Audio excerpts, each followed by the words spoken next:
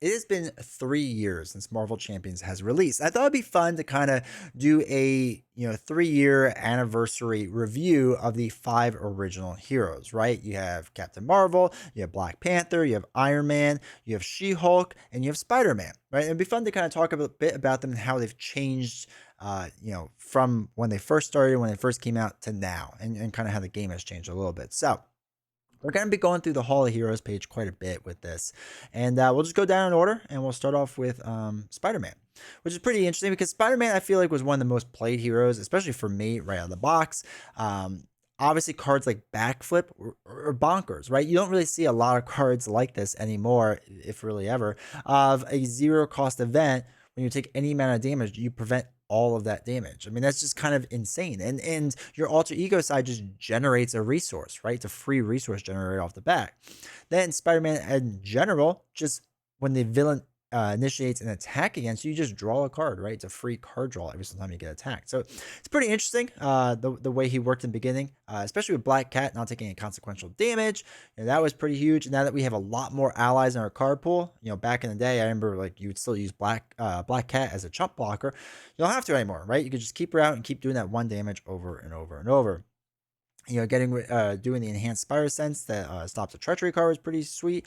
Swinging Web Kick, I feel like, has been a measuring stick for all attack events nowadays, right? It's a 3 cost event that does 8 damage. And it feels like since this card came out, all other attack events have been measured against this card, and it's kind of been the standard, which is interesting. Aunt May is a bonkers card, right? Alter Ego actions, only 1 cost. You exhausted the heal 4 on the Spider-Man, so you don't have to use your own recovery, which is insane. I mean, we really don't see cards like that anymore. The one other thing that was kind of interesting is, especially nowadays, there's an attack card usually, and there's a thwarting card.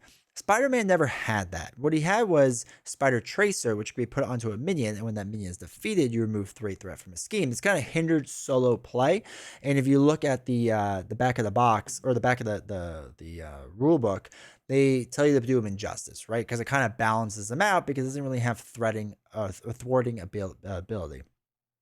So this was kind of an interesting way of doing things, not having a straight up threat removal card. Web Shooter was pretty good. All right, 1 cost, generate wild resource. You can use it 3 times, essentially, not bad. And Webbed Up is a bonkers card, right? It stops an enemy from attacking, and this helps prevent a lot of enemies that have Stalwart or Steady, right? This isn't affected by Stalwart or Steady, so it's still a really good card in general. And I gotta say, Spider-Man as a whole, I think with the Web Warrior release, it hasn't helped him a ton, but recently playing Web Warrior, I think it helps a little bit. I think his kit is so good and pretty balanced. I think the threat issue is a little bit of an issue, or thwarting. I'm sorry, the thwarting is a little bit of an issue because he only has a baseline of 1, right? That's not very high. I play Spider-Man Justice a lot because as a solo player, I play him a lot, but a lot of people were playing protection for a while, and I think with a lot of the protection cards that have come out, like Hard to Ignore, where you block and can remove threat for the main scheme, that has helped out too. So Spider-Man, I think, always started off really strong and has only really gotten better. So let's scroll down a bit to Captain Marvel, which might be the strongest hero out there. Well, let me rephrase that. Probably not the strongest hero, but top 5, right? Top 5 strongest hero. Her alter ego action is just you could choose a player and then draw a card. It's nuts. It's nuts. Oh, I didn't mention. I guess I should have mentioned too. Spider-Man started with a 6 hand size, 10 hit points. It's pretty standard, right? He was kind of the standard benchmark. Carol has 6 hand size, 12 hit points, which is grossly good. Her stat line of 221 is good. Spend an energy resource and heal damage, so you have to have a damage on you, and then you just get card draw on this side, right? I mean, that's nuts. It's absolutely nuts. Spider-Woman was a pretty good card. Crisis Indication was good, right? Photon Blast was kind of interesting because it did less damage, but again, let you draw a card. Captain Marvel's card draw ability is just, it's kind of nuts. She had the 3 resource energy absorption, which was cool. Alpha Flight Station wasn't bad. Her helmet's pretty neat, right? Cosmic Flight was pretty darn good with stopping you from taking extra damage or whatever. But Energy Channel was like the big card, right? That was so much fun in the beginning to play. You would sit there and charge it up, So they have what? I think how many resources can you put onto it? 5, right? To do a maximum of 10. Actually, you could put more resources on it if you really want to. It doesn't have a limit, but there's a free upgrade to put that out, and you could do 10 damage with this card, kind of just on command, right? Charge it up over time, on command, do it. Now, as there's been more cards with energy resources on them, right, and more cards that have allowed you to generate resources, such as what is it, the jet, not Quinjet, but the other one. I'll put it up on the screen. Queen Carrier. As you've been able to get resource generators like that for Avengers cards, right? It helps you generate more resources in general. So that's really helped Captain Marvel. So if anything, she's only gotten stronger, and her basic kit was really, really good with card draw. All right, She-Hulk was like the weird. Oh, wait, I guess I should mention. Wait, before I forget, they suggested leadership. One, she's one of the best rush heroes, right, in the game, just straight up with Captain Marvel, right? One of the best rush heroes. I don't mind her in leadership, but honestly, you could do her in justice. You could maybe do her in protection. I haven't really done her in protection, but I assume you could. She's just bonkers. She's bonkers in pretty much every aspect. All right, She-Hulk. She-Hulk, they recommended, before I forget, in aggression, which kind of makes sense, but it feels a little weak for her. So I feel like when She-Hulk was first announced, she was kind of ignored because we just didn't get how good she could be, right? So she comes in with 15 hit points, 6 hand size, and on the opposite side of hero size, she went down to 4 hand size, which I think deterred a lot of people from using her. But when threat would be placed on a scheme, you could prevent one of that threat on your alter ego side, was awesome, right? And she kind of did this whole alter ego remove threat thing in general, right? With legal practice. 0 cost event. Choose and discard 5 cards from your hand. Or up to. Remove 1 threat from a scheme for each card discarded this way. That's really cool, right? Now that we're seeing that come out with Rogue, or not Rogue, I'm sorry, Gambit, really awesome, really cool that she was kind of the original version of that. I think a lot of people forget that. Superhuman Law Division, right? You can exhaust it and spend a science resource to remove 2 threat from a scheme. Once again, she did a lot of threat removal on the alter ego side, and I especially have a tendency to kind of forget this. It's kind of nuts. She also had Superhuman Strength, 2 different upgrades with 2 costs that let you add +2 attack. So she starts off with a base of 3, so that can get you up to 7 attack just swinging normally. That's nuts. That's insanely strong. She was so powerful and more well balanced than I think people give her credit for. And it's taken a while because there's a lot of support cards out there to help her now to make her even better. With the card giving her steady, right, the upgrade card and different things like that, that she can be so incredibly good. To me, she's just a better version of Hulk. But she had a bunch of attack cards. Ground Stomp was an okay card if there's a lot of minions and whatever, but it was nothing crazy. 1-2 Punch was pretty good, right? Because it let you ready back up for 1, which was really nice. And yeah, Split Personality wasn't bad, right? With the change your form, it would be nice to kind of do it on your alter ego side, so you can go back to your hero side, right? Focus Rage is pretty good because it gets your card draw, right? She has a good kit overall. I just feel like she was always in a weird spot because no one was 100% sure what to do with her, right? Nobody quite knew what to do with She-Hulk or the best way to work her. And I think aggression doesn't balance her well. I think she has so much attack that she didn't need aggression, and people are playing with her aggression because it's what they recommended, right? But I don't think it's the best way to play her. I still think justice and or leadership is probably the best, especially for solo, right? And I should rephrase that. A lot of this is done through the solo lens.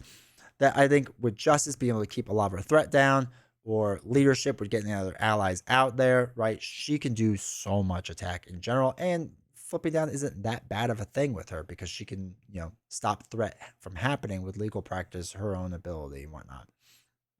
And Superhuman Law Division. So next up we have Iron Man, which I feel like a lot of people are so excited for. And Iron Man wasn't great solo when it came out, right? He's really, really rough because his hero side has 1 hand size, a 1 hand size. So alter ego has 6, and then you get to look at the top 3 cards of your deck, add 1 to your hand, discard the others, which was like an okay ability. He had 9 hit points. And the thing is, Iron Man has greatly improved because on his hero size, a 2-1-1, 1 hand size, 9 hit points, you get +1 hand size for each tech upgrade you control. Now, as more cards have come out, right, there's been an aggression card as a tech upgrade, justice, okay, that's whatever. Leadership has a few, but protection's been the big one with him, right? With electrostatic armor being a tech upgrade, then energy barrier coming out, then force field generator coming out, right? These extra tech upgrades you could put in there, plus his own tech upgrades, let you get up to that 7 hand size a lot quicker. And I think has made him a much more viable hero for solo, where he wasn't really before. His whole attacking kit and what he did feels kind of dated, to be honest.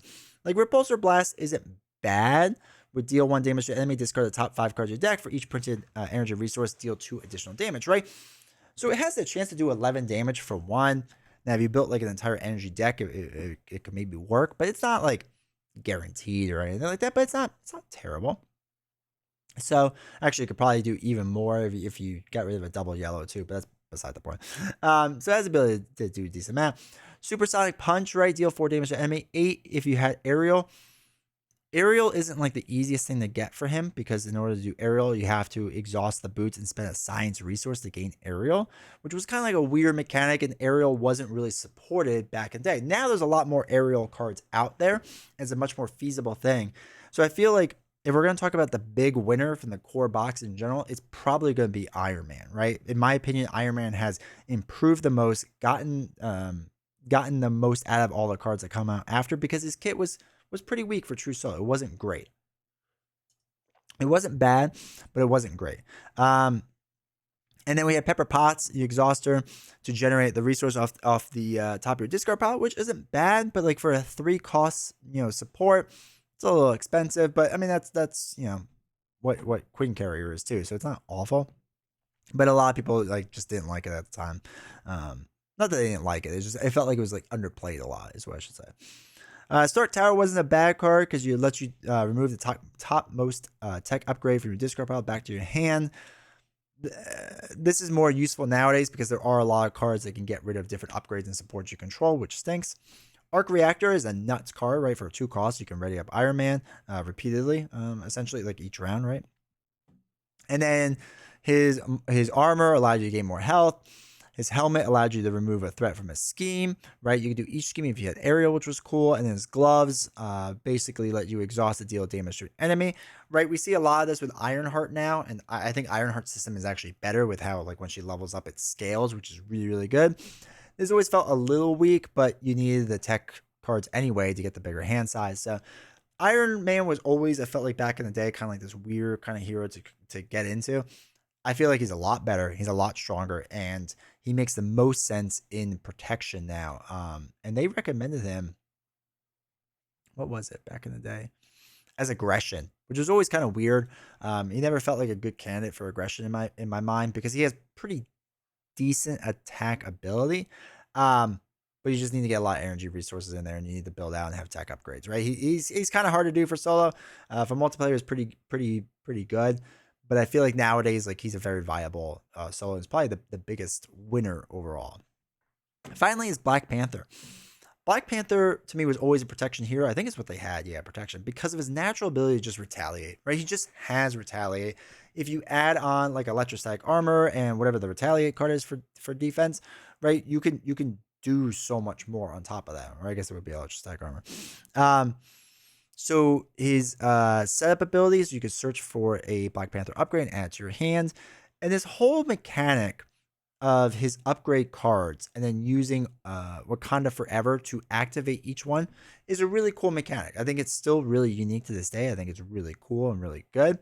It's just kind of like a weird thing at the time to like wrap our heads around, because he was a little bit more of a difficult hero, right? There was a little more to him that you had to do extra work on, that I feel like now players can appreciate a lot more. Plus, a 2/2/2 stat line with a 5 hand size and 11 hit points makes him a more well-balanced hero than a lot of the ones that are out there. So, for example, Shuri, after she enters play, you got to search your deck for an upgrade and add to your hand, right? Which was a really good card for 2 costs. Shuri is really strong.